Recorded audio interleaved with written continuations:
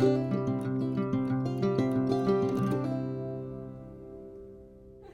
it's so great to have you here today. I'm so excited to talk to you. So what I focus on in my line of work is giving women who are going through perimenopause and menopause the information they need to feel great about themselves. And my focus is using creativity to get what is inside out. And I realised when I looked at what you're doing that it's something quite similar but in a very different way. So I was wondering if you could tell us a bit about Style Gorgeous and how you got into that. And yeah, we'll just have a little chat about what you do. I think the first connection, I love the creativity that you're bringing, and you're exploring creativity with women. Yeah. And showing them how in that process there's something for them that they may not have known before. And for me, styling feels very similar to that. And I got into styling because my own shape is a little difficult to fit. And so I think a lot of women know what that's like. And it forced me, even as a teenager, once I started having some money, I just spent it on clothes. And I think because I love design and I love fashion, because it's a daily experience. And in my early 30s, set myself a standard because I was busy at work and I just wanted to have things that always worked for me. I didn't have time to spend 10 or 15 minutes deciding in the morning. And then I think in my mid-30s, it must have all started really coming together. I was enjoying my style, and I was asked to give a talk on style, and I just loved doing it so much. And I realised I decoded for myself, sorting through a whole lot of information, I decoded what actually matters. And so they're the things that I now bring to me. I just thought I want to do this more. And so then Style Gorgeous was started a few months later, and through that process of the 3 style essentials. Because what I found is that a lot of people talk about colours, and we know colours are important. There's been a big conversation about colours since the 80s, but they don't talk as much about body shape and don't make that clear. There's no really clear system, so I've created that system. So I give women one really clear visual that they can use for every outfit that's going to work for them, 80-90% of the time. And that's amazing because it makes everything simple. And then we don't talk as much about our own essence of our style. So what is it that is really us, that's going to feel like I can step into these clothes today and feel awesome because this is really me. The more we kind of connect into who we are and can wear these designs around every day that speak to us about who we are, it's actually quite empowering. Do you find it's an emotional experience for women to go through that? It is. I guess it really is. Like, I'll notice that it's a trusted position to be in a woman's home, and to be looking at her pieces, some of which she'll love and others she feels maybe a little bit uncomfortable about. And so there is a sensitivity about it. It's not the easiest thing to just jump into. No. So do you find that there are some barriers to women taking that step? I think there's maybe 3. I think probably the first one is people think that styling is probably a vain thing. So, and there's all kinds of things we've heard and conversations we've heard other people say about not being too vain. We don't want to be too vain ourselves. And so then you think, well, is it vain to provide this kind of self-care, essentially, where you actually just feel like yourself each day, and you feel like you're putting your best foot forward, and your clothes are giving you a message that actually you are the best version of you. Like, is that vain? So that's how I see it. It's actually a self-care. I think another barrier is that people don't necessarily know someone who's done styling, so it feels like, oh, this is a little bit out there. Are they going to Trini and Susanna me? Absolutely. This could be a really uncomfortable experience, which is absolutely valid. It really, really could be. And for me, it's been so important to be collaborative, to be someone's you know, their trusted friend and guide, essentially. So we're together deciding on something. And sometimes there's those things that you've held on to because someone gave it to you, Yes, or sentimental. Yeah, or you bought it on a holiday, or maybe you spend a lot of money on it and you feel guilty about throwing it out. And then there's ways to kind of respectfully deal with those pieces, like, you know, either selling them and getting some money for it and giving it to someone else, or giving it to a charity, or even just putting it aside for 6 months and seeing if you think about it, and, you know, when you go back to it, is it worth pulling it back out, or actually does it need to? And what would you say are the benefits to someone of having their style image redone? Yeah, I think if we could put it in a nutshell, it's seeing yourself in the light that you know you want to see yourself in. So it's often if I talk with women about how do they get to the styling moment, they've started to make a shift themselves anyway. Okay. There's some kind of you know, they've made a decision to had an epiphany.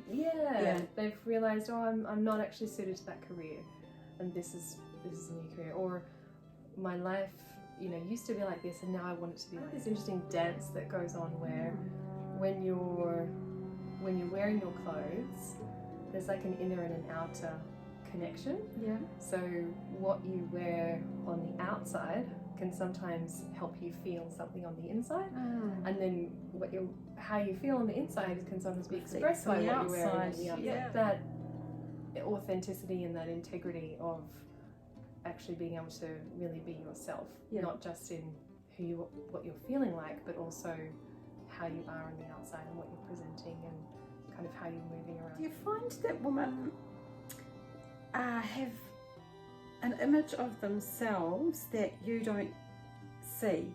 Yes. Yeah. Does that ever happen?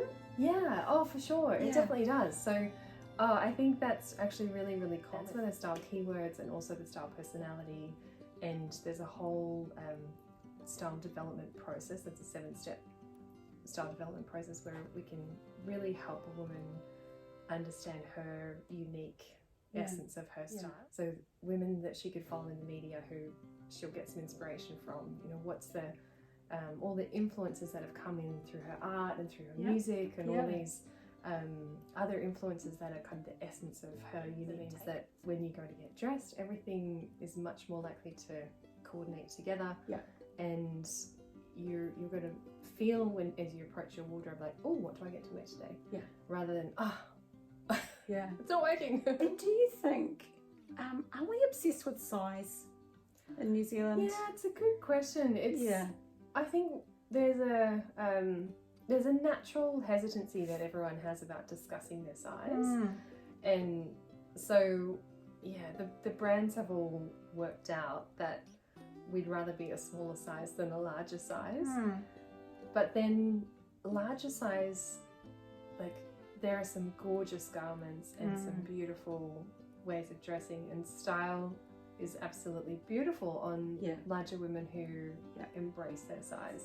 There's 4 style personality combinations, so that's, you tend to do keywords as your first step, and then if someone wants to go on and do a full style development, then we'll do the style personality, which gives a lot more detail. So there's 4, but you have 1 as your primary and 1 as your secondary, so there's a number of combinations there.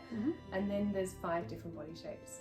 And I think I worked out, if you combined all of those, let alone the fact that we haven't talked about people's influences, or, you know, their particular taste, or what, you know, how their interpretation of their keywords. Even just those 3 things, I think there's like 840 different combinations. Oh boy. So you could be in a room with 1,000 people and there might be one person who's maybe similar to close to you. For women who are going through menopause in particular, you know, that are affected by hot flashes, it's like the one thing everybody knows about menopause is the I'm so is there particular fabrics that women should maybe avoid wearing or wear when they're experiencing that? So generally the natural fabrics will be the ones that breathe the best. And I think, you know, there are some engineered fabrics that talk about being breathable, but generally the polyesters of the world and those man-made fabrics are going to cause someone to sweat a lot more, and they'll hold that heat in.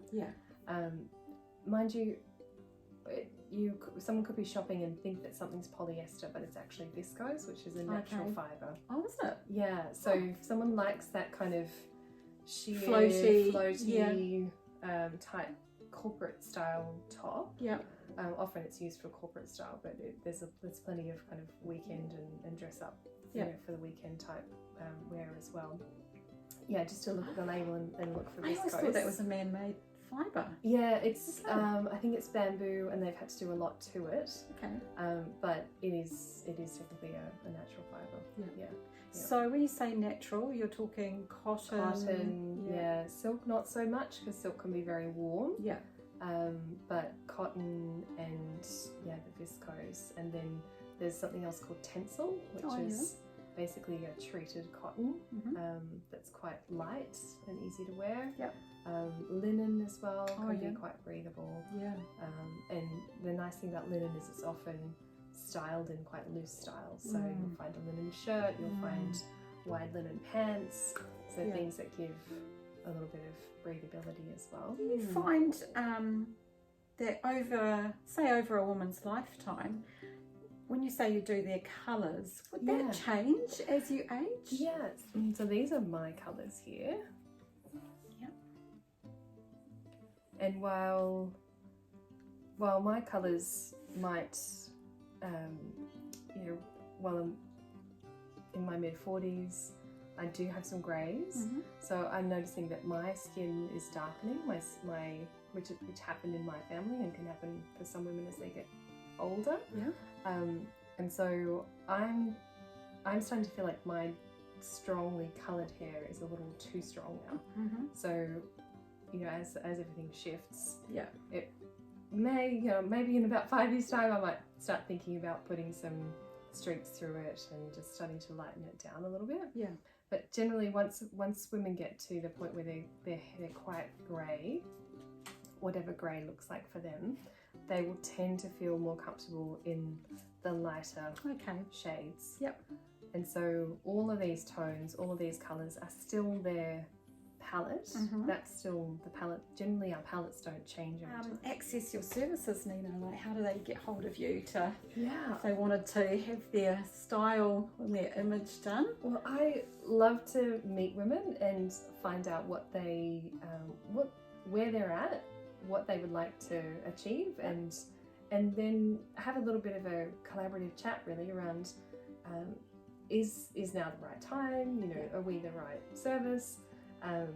Where would they like to go, and I'll then, you know, then if that all looks like it's heading towards a Style Gorgeous service being right for them, then I'll recommend one of our packages. So, or we'll sometimes do a tailored option as well. And so that's applying for a style discovery call, means that we can then have that chat. It's usually 15-20 minutes. We might end up chatting for half an hour. We often do. It's easy to talk about style. And so people can go to stylegorgeous.com, and the link to apply for a style discovery call is up the top and down the bottom. Oh, fabulous. Wherever you go. Oh, it's very exciting. It is exciting. It's so fun. Oh, it's great to talk to you, Nina, today, and I can't wait to share this with, you know, women so that they can experience this for themselves. Oh, I'm so thrilled that we could chat. It's a brilliant opportunity. That's great. Thanks.